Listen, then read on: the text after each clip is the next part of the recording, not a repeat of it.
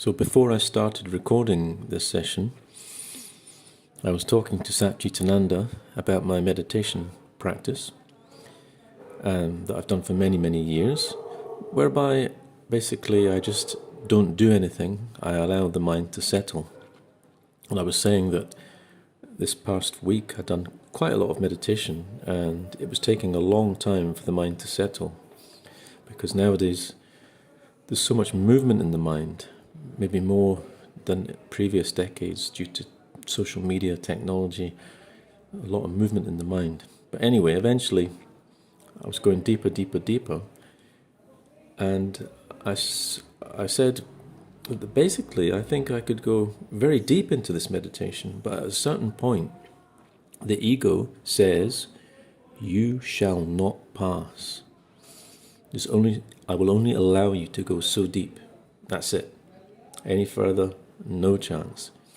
So I said to Satchitananda, it seems to make real deep progress in meditation, you have to meditate on emptiness. You have to realize that upon investigation, the ego cannot be found.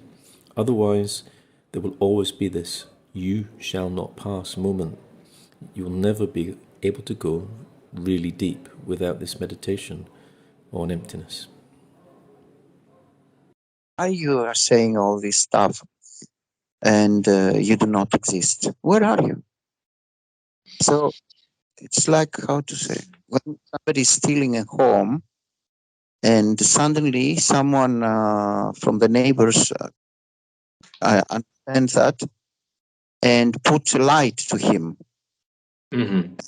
He runs away, It's the same with awareness. The moment you bring awareness, you bring the light of awareness presence into revealing its non-existence, it becomes less and less powerful. This is the secret to make it completely faint away. Like a scream, you do not exist. Come to see you. Where are you? You are only a ghost, only a thought. So you basically what you're saying is you're shining your torch of wisdom, if you like. You're shining it directly onto this apparent object. Yeah. So what it can say? What it can say? I exist. Okay. Where are you? You exist. Okay. So show me yourself. Reveal yourself. Where are you? I don't see anything. I cannot find you. You are just a thought. And where this thought of you, the possible you as a small separate self, when it appears in me, infinite presence awareness. I exist. You are only a thought which its nature is empty. So what it can do after?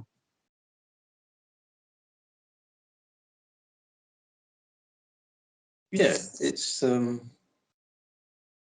as I said before, it's not like it's a waste of time to meditate, but almost, unless you incorporate this understanding of emptiness or the absence of the person, because you can only go so far. It just puts up a brick wall, and so you're forced to anyway. And if you want to go further in your meditation, you're literally forced to investigate, where is this I? Because it'll just completely ruin your meditation every single time, and it is the obstacle to experiencing any kind of bliss. It just becomes more and more stressful and tense, and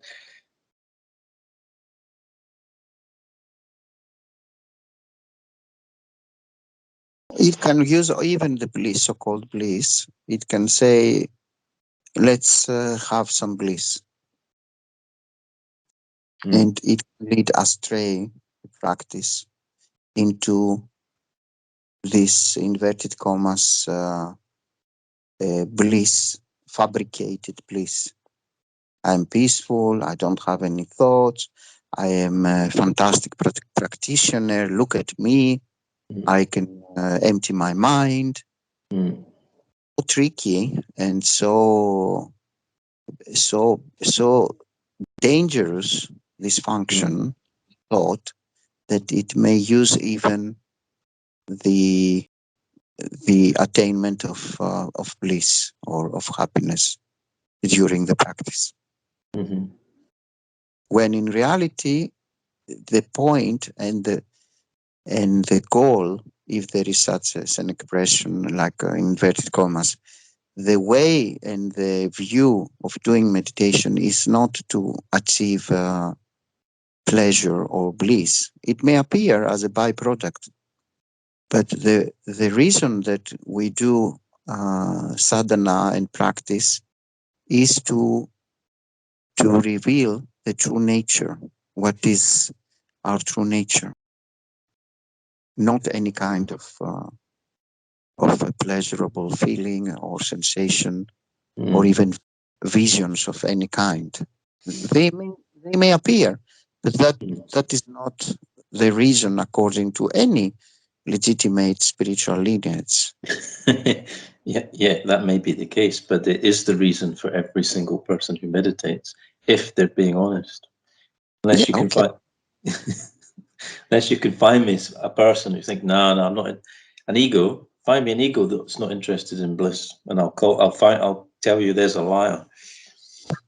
But we should speak about what is the truth and what is all the spiritual lineages are conveying for the real reason of doing. Of course.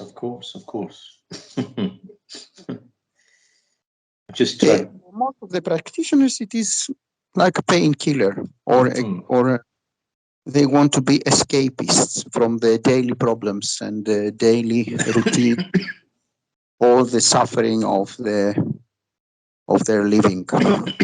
Excuse me. But that is the real purpose of doing practice, meditation, and any kind of sadhana. The ultimate reason is to find out who you really are. What is your true nature?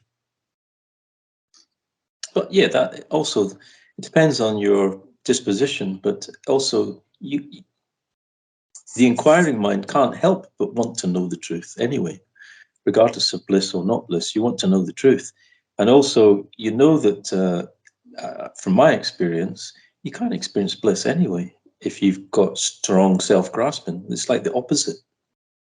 So you have to investigate the nature of the ego and gain some insight, or you haven't got any hope of getting bliss anyway. And as soon as you start grasping at bliss, then you're grasping at the ego again.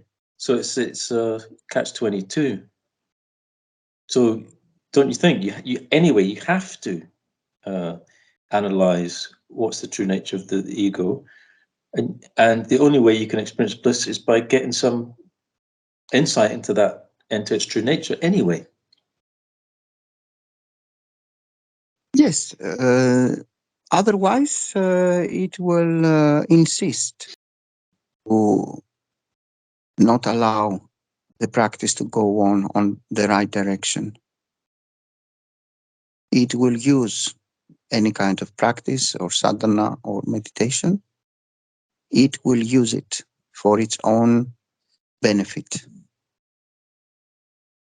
creating obscurations, trying to reveal that it really exists as a separate individual entity, and will try to become stronger even through the practice. Most of the meditation practitioners, they have a very, very strong ego. They consider themselves like superior human beings than the so-called common worldly beings. Most of them you can see in their attitude and in their rigid posture. Look how I'm studying in my practice. Look how I'm powerful. I don't move. I am so serious on what I do. I'm the best. You can see, you can understand from the posture the rigidness and the power of the ego, using the practice for its own benefit. This, of course, is a disaster. I've seen it many times when I lived at the Buddhist center, and I was also did it. You know, you'd like we were very spiritually immature, and if there was a group practice, there would be a silent competition to see who could remain motionless the longest. It's hilarious. Yes, it can be even, the ego can be even masochist. It can use even the pain for its own benefit. Like it can struggle, it can create pain to itself to prove that it is superior. Or it can use the opposite as well. It can say, stop the meditation and any kind of sadhana, any kind of practice. Don't you see that you are the worst and the worst practitioner, and you will never achieve anything? You will never be able to go deep in your meditation. Just leave it for the sages and for those who are ready enough or mature enough. Go back to your job, go back to your family, to your partner in life, and to your worldly duties. What do you want to achieve? You don't see that you are unable to practice. You are not ready yet. You are the worst practitioner. Stop it. After all this time, yes. Still, you see, it is so treacherous, like a snake. Yeah, it has to be the most extreme of either the very, very, very best or the very, very worst, isn't it? Then it feels like it's of note. It has to be of note in any direction, but it has to be of note. It can't just be in the middle. Yes, because it is psycho. The ego to be healthy. It is impossible for any ego to stay healthy and to have normal patterns of behaving. Normal. It will always be crazy and psycho style. You said impossible to have what? Sorry, I didn't hear. It is impossible for an ego to have healthy patterns. Yeah. It is a sick situation. It is a wrong view of reality. It applies existence in what is non-existent, like itself, the apparent universe, the apparent beings, the apparent objects. And it always likes to obscure its source, which is the infinite awareness, presence. It is useful for practical reasons in daily life, but that's all. When it takes all, it becomes a disaster.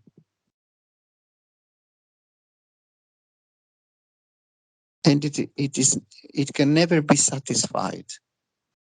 Even if there is normal and good practice, regular practice, it will never be satisfied.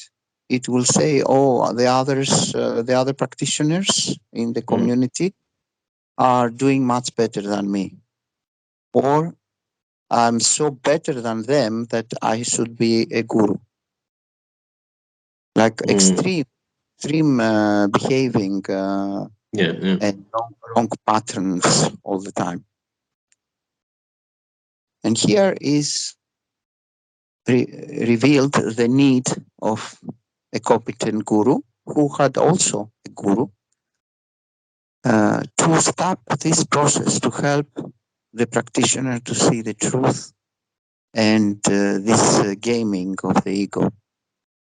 Nobody can manage to to work alone, to do sadhana alone and practice alone, unless he or she is very, very mature from previous dream lifetimes in spirituality. But then the danger is that lots of people will say, oh, yes, well, I am, so I don't need a guru. I am mature. No, so the ego will misevaluate their own level, their level. Yes, also this, also it can appear. And that's why we need any common person will need a safe environment of a lineage, and a legitimate and authentic lineage, and a guru. And this safe environment will protect somehow from going astray more and more.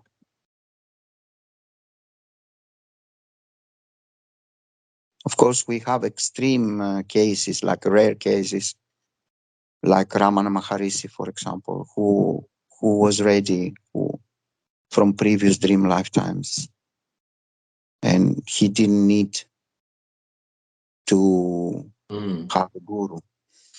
But this is, of course, a very, very rare case. Yeah, and it needs to be said again and again that it's rare, because people can use it in the wrong way. And a real indication that it was super, super rare is that his principal disciple, I put it to you, his principal disciple was one of, like a disciple you very rarely see the quality this high in a disciple, and he couldn't get anywhere without taking Ramana as his guru. He, as we know, he went up to his cave and said, look, I need help. I can't do anything. I know all the scriptures. I know this. I've memorized this, that, and the next thing. I've done all the austerities. I've done everything, and I'm getting nowhere. So a disciple of this quality, that probably a better disciple you can't find on the earth at this moment, still needed, as you would say, indispensable need of the guru. That's a great example to show people the point. Yes, not only the guru, but also the spiritual lineage, the authentic lineage is also indispensable. And also the community of the fellow practitioners. All of this makes it the right, safe environment.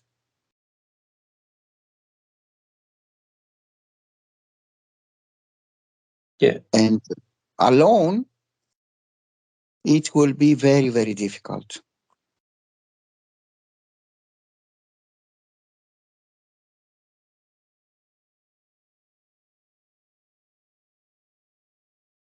But somebody needs to be sincere inside him.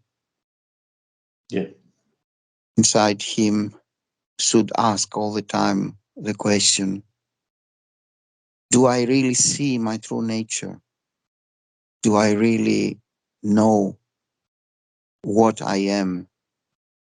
Not only my character, the good and bad points in my character or my attributes, but also, do I really see what I am?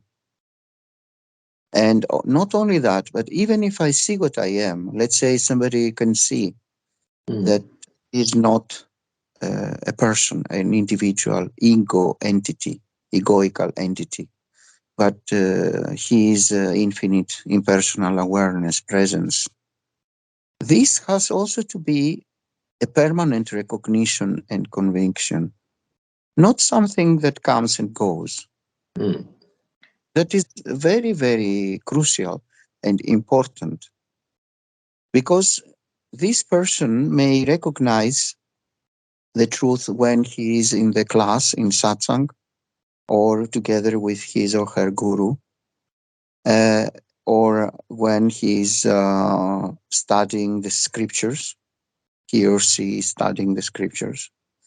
But what about when there is a very, very extreme bad event in his or her life,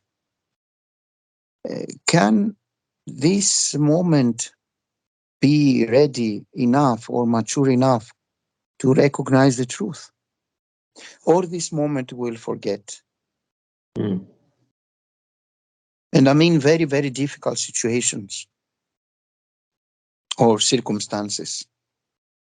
Like somebody loses his job, he becomes fired from his career, from his job, or his business becomes bankrupted, or there is a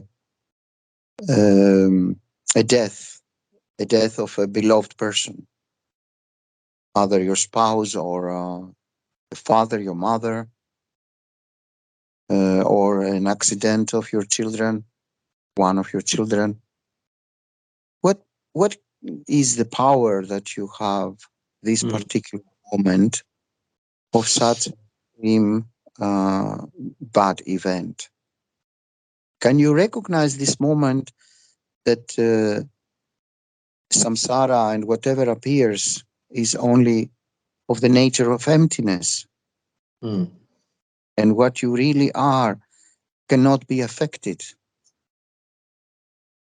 cannot be harmed, that you are the screen, and the screen that you are cannot have any damage from the protagonist that you have the opinion or the belief that you are. You see the protagonist and you become identified with the protagonist of the film, or you remember that you are the screen. This is very, very, very crucial and important. This recognition and conviction to be permanent, on a permanent basis. Only then you can say, okay, now I am ready to play this role of a guru, of an external guru. When for many, many years you have this permanent recognition and conviction. Otherwise, you are not sincere with yourself.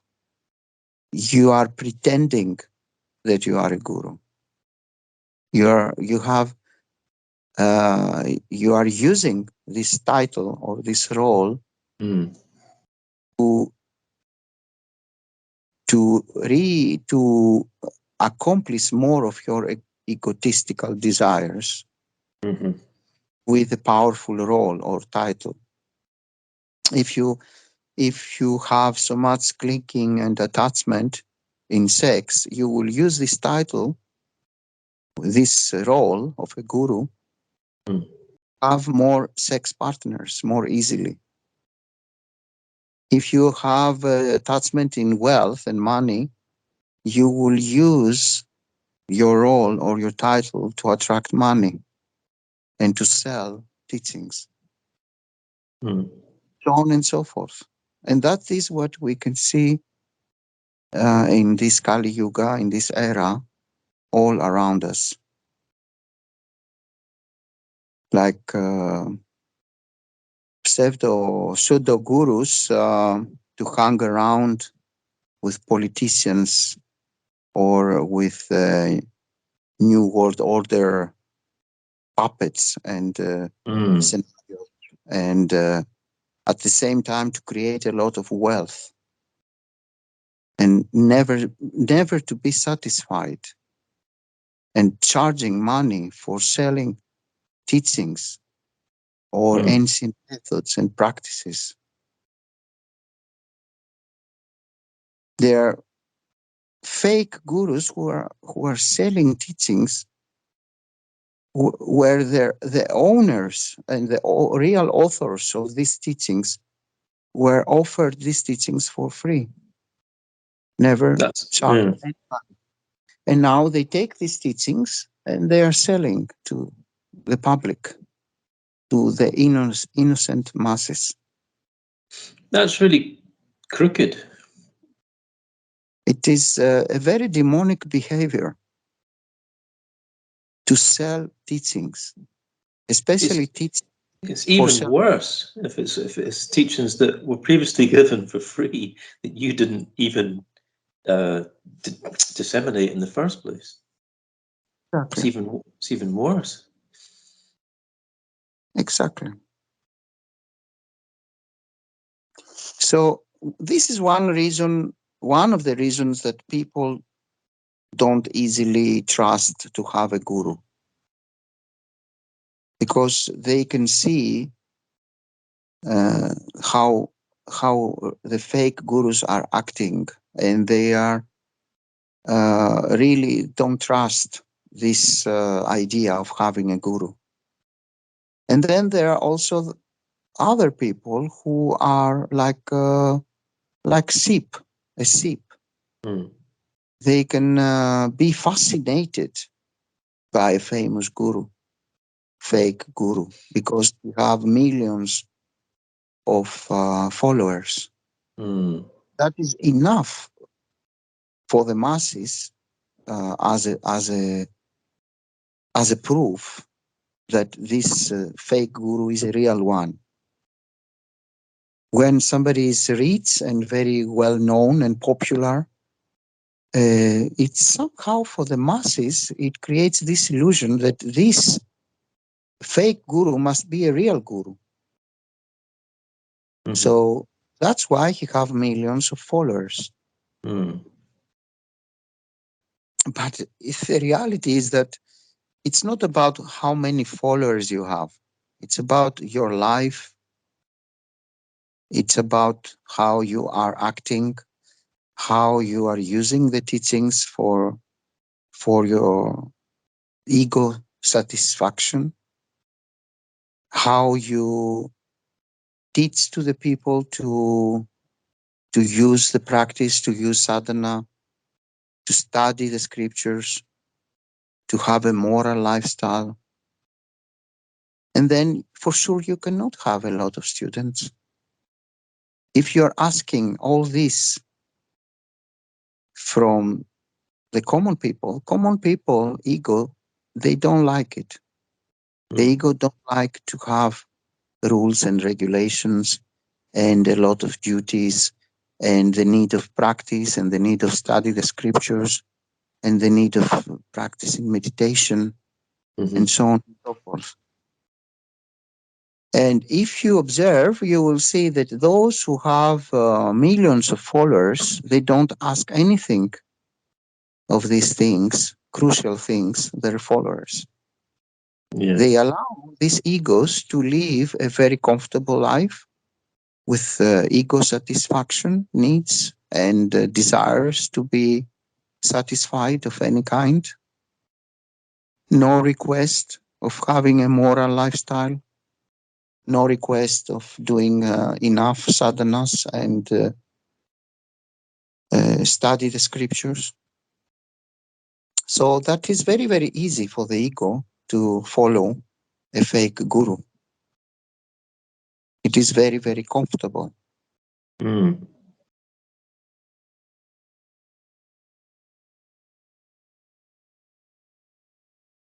Yeah, I think there's a lot of truth in that, what you just said.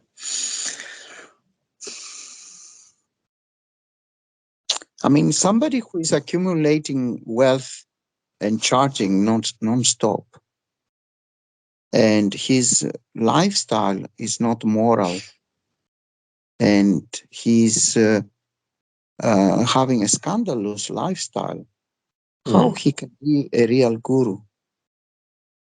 A real guru don't have attachments and clinging to worldly things. A real guru don't need to be rich, don't need to change sexual partners or to accumulate wealth and money non-stop. We can see for the past masters and gurus, their lifestyle. Take, for example, Ramana Maharishi. The only belongings were 3, 4, 5, not more. Like a towel, a stick, an underwear, a bowl for water or food, He didn't need any wealth accumulation. He didn't need to charge anybody to offer teachings. Mm. The same with Buddha or Christ or so many others, Adi Sankaracharya, Padmasambhava, Garab Dorje, so many masters throughout the ages were simple and humble. Yeah. Never charging anybody. There's a certain vibe I've realized now, after observing many people, many teachers, many gurus and so on. There's a certain vibe that all the great teachers have, like Ramana Maharishi, the Saint of Kanchi, the Jagad Gurus, the ones that we can observe in our lifetime. Thich Nhat Hanh, and a few others. They've got a certain vibe, and it's not a rock and roll vibe. It's a humble, simple, completely disinterested with the enjoyments of this world, all of them. There's a certain feeling that these very special spiritual masters have, and it's complete detachment and humility. And they're not interested in, it's just worldly things just are not magnetized to them at all. Because they know. Yeah. Carry on. If somebody knows the truth, and he can have infinite bliss on a permanent basis, which is derived from his own true nature, then why to run after worldly things?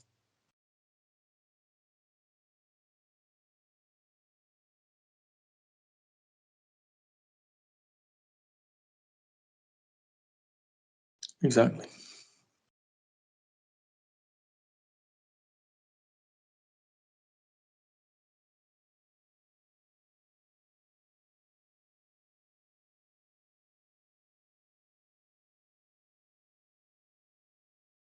So the point you were making, that is something that must be remembered continuously. It's difficult to even get the recognition in the first place, let alone hold on to it 24 hours a day. It's the starting position, if you like, for a practitioner when they're going about their daily activities. Is it to be at least not caught up in their thought?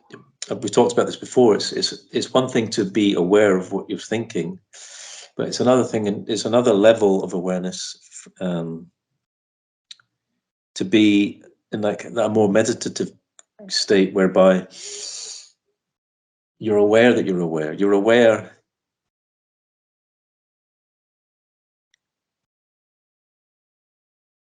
I want to explain it better than that, but do you know what I mean?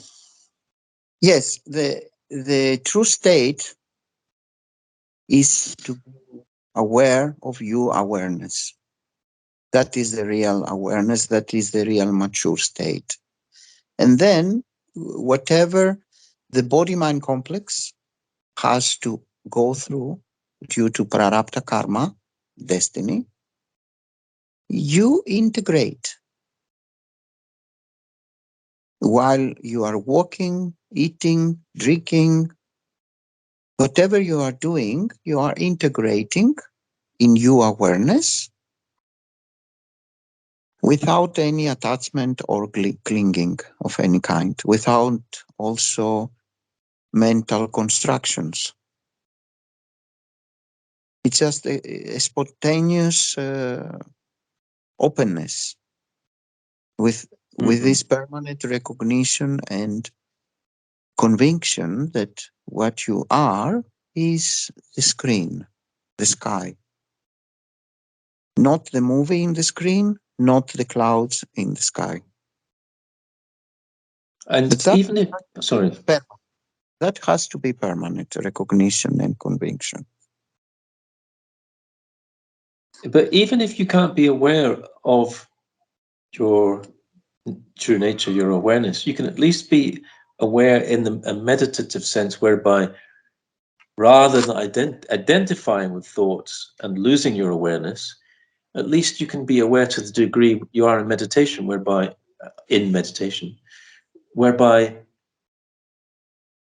you don't identify with thought. You can observe thoughts. You can be disidentified with your internal goings on as a detached observer, as you are in certain points of your meditation, whereby you're like, your conscience is like the sky, and your thoughts are like the clouds, and you're watching the clouds go past. You can do, the least you can do is in your daily life, not to be, I am Andrew, I'm lost in my thoughts, but to have that detachment.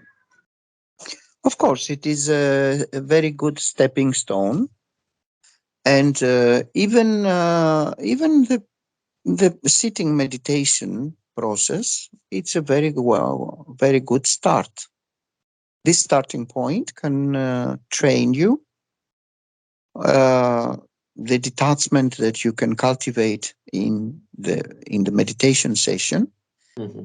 to prolong that state of pure recognition and conviction and detachment from the body-mind complex as much as possible. And Mm-hmm. as you prolong, this prolonging becomes bigger and bigger. It can be 1 hour per day, then it can be 2 hours, 3 hours, 4 hours. And in a mature states, it can be the entire 24/7. And when that can be there for many, many years, then this is what we call self-realization, enlightenment, or moksha.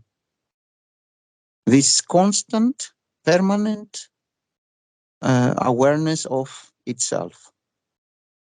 Awareness being aware of itself, completely detached, completely knowing that it is not the body-mind complex.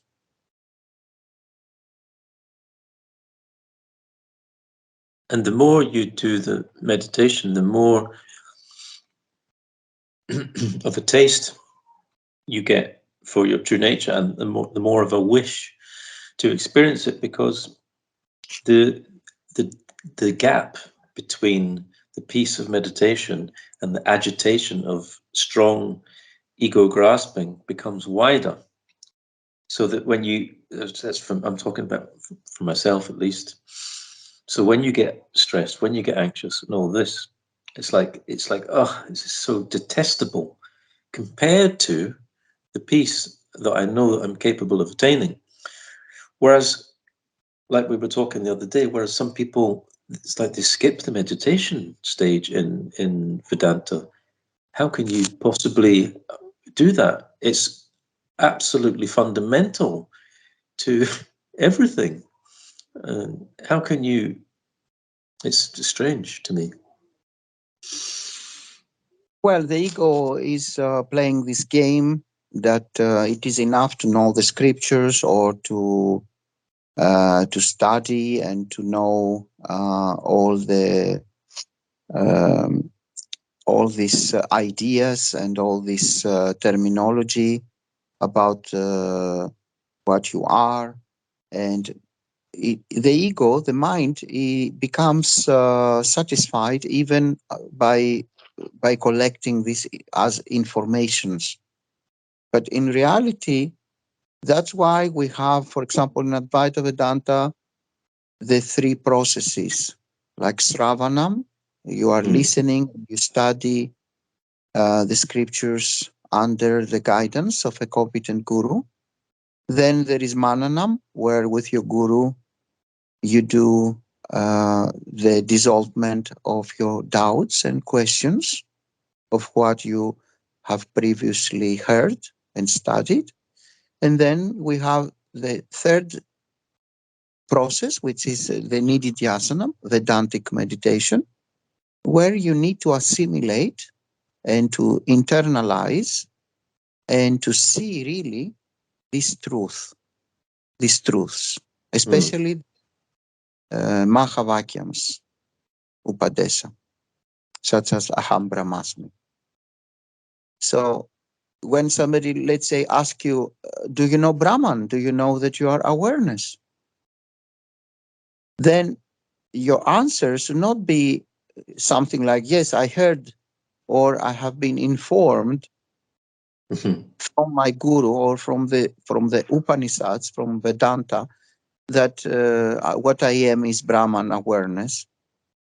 It should not be on this state of being just an information. It should be your truth in the heart of your hearts. Of course I am Brahman. Of course I am awareness. I don't know Brahman awareness as something which is objectified, as an object of learning, but I know that I'm that.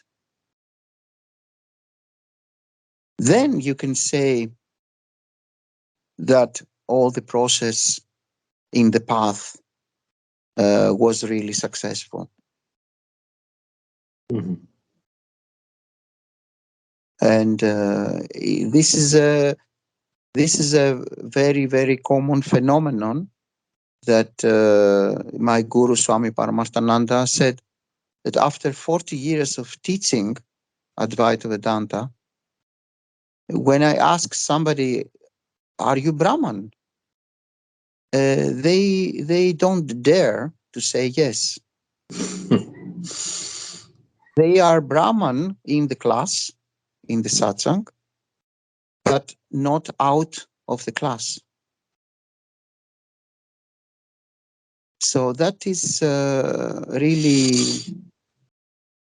very disappointed when you are just attracting informations, collecting data, and finally, this is not your real truth, the truth for the heart, in your heart of hearts.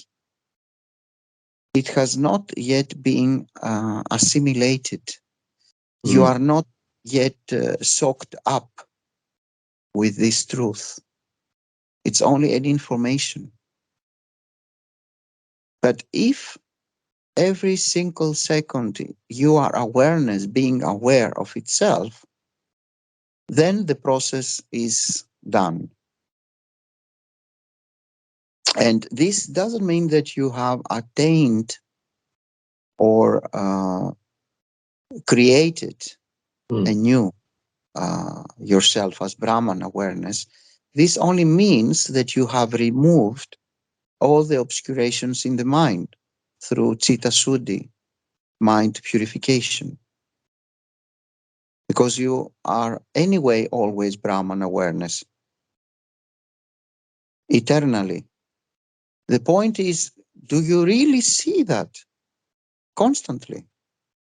Or often you believe you are a body-mind complex or an individual identity?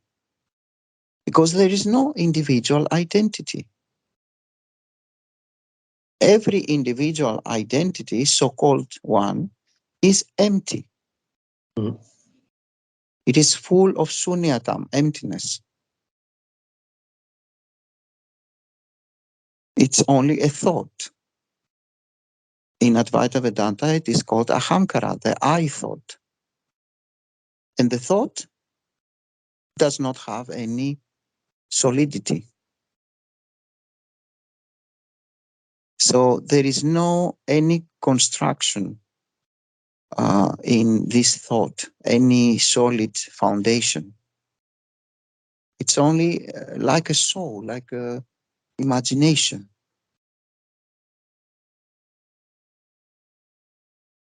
And of course that creates suffering when you believe that you are the body-mind complex and a singular individual identity.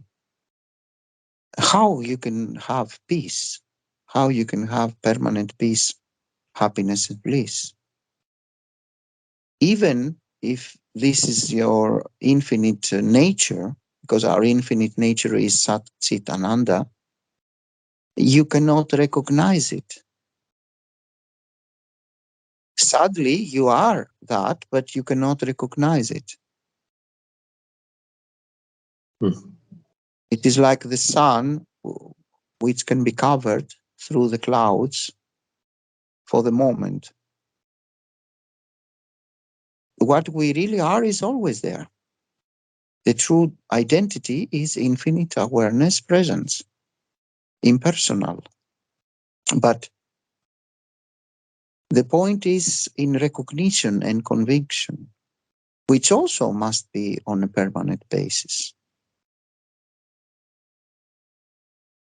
So that the moment you realize fully that the I thought is just a thought, there's no reality behind, there's no real person that you've always believed yourself to be, does your anxiety, your stress, your worry instantly stop? For as long as you see that. They can't coexist. The understanding of emptiness and stress, for example, can't coexist. No. If you really recognize the truth, then who will be there to say, I'm suffering? Exactly. And it's what I'm trying to say is, so the thought, the I thought itself is the root of this suffering. So when it goes, that's it. Of course. The mind, not some separate thing, or it's not independent of the I thought. It's coming from the I thought. Yes, the root cause of suffering is the mind, the non-recognition of the true nature, the veiling, the obscuration of the mind.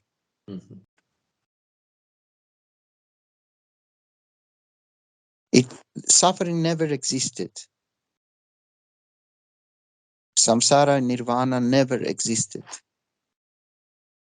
There are only modes in the mind.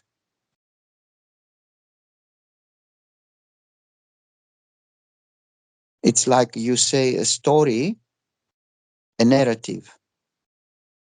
You can go in a clinic for mental disorders, and you can see somebody who is out of nowhere can create a narrative that creates suffering to him, just through imagination.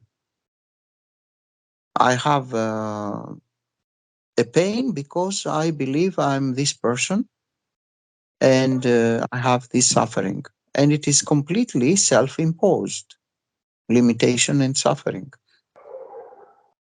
So all kinds of suffering are self-imposed. It's a narrative, which in the deep sleep without dreams, it disappears anyway. The most big sufferer in the deep sleep disappears. In the deep sleep without dreams, because there is nobody there as an ego, is it possible to exist suffering? No. No. So suffering is a narrative. We don't speak here about the physical, so-called physical pain. We speak about the psychological suffering. Yeah. Because, of course, if you have an accident with a car and a very big wound in your lips, of course, there will be pain. But suffering is when you make it even worse 1,000,000 times, saying, why to me this happened? Why this accident happened to me? And what I will do now? And how I will work? And how I will make surviving for my family? And what will happen? They will take, if I cannot work, they will take our home. And where my family will live, in the streets, and so on and so forth. And this becomes like a horror museum in the mind. But even such a situation in the deep sleep without dreams will disappear.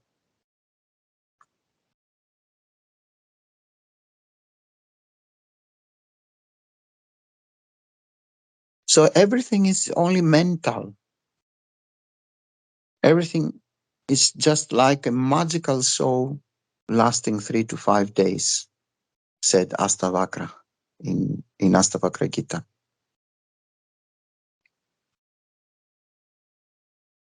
Everything is only imagination. All phenomena are only illusion, just like the rainbow. It does appear due to different factors, coexisting factors, but can you touch the rainbow and move it to another place? No. It does not have any inherent existence. The same with the apparent universe and the apparent beings and the apparent objects.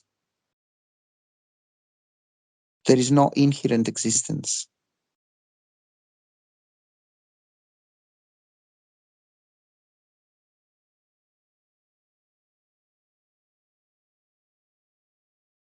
So it is very, very important and crucial, the recognition and conviction of the true nature.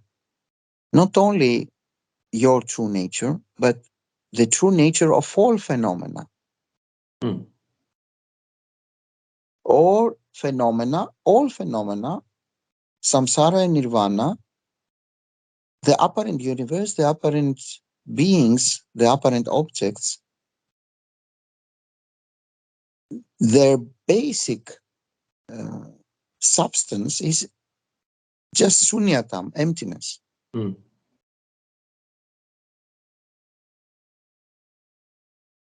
There is no any inherent existence. There is no any solidity.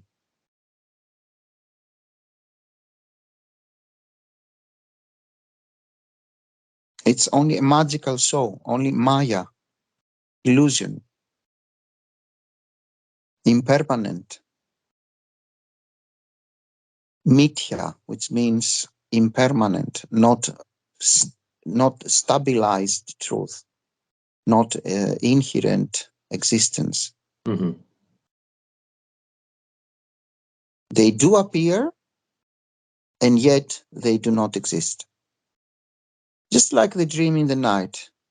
You may see different things in the dream, and in the morning, you recognize that nothing was really there. And yet, the dreamer was completely convinced of the reality of the dream.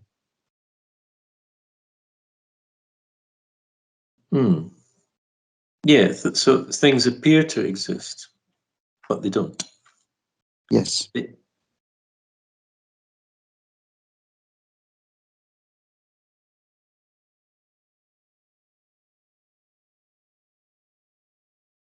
It's only an appearance.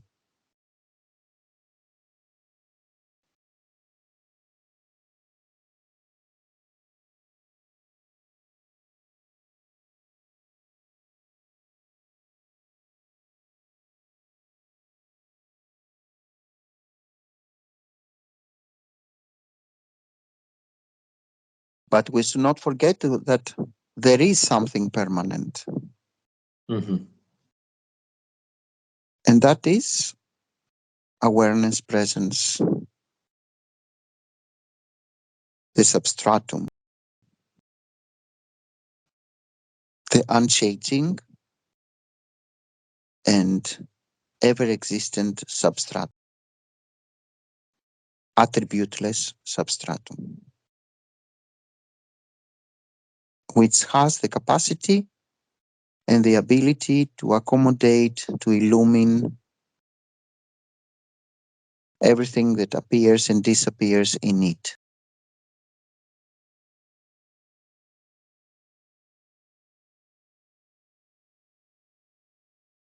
Okay, if Andrew don't want to say something else, let's close it for tonight.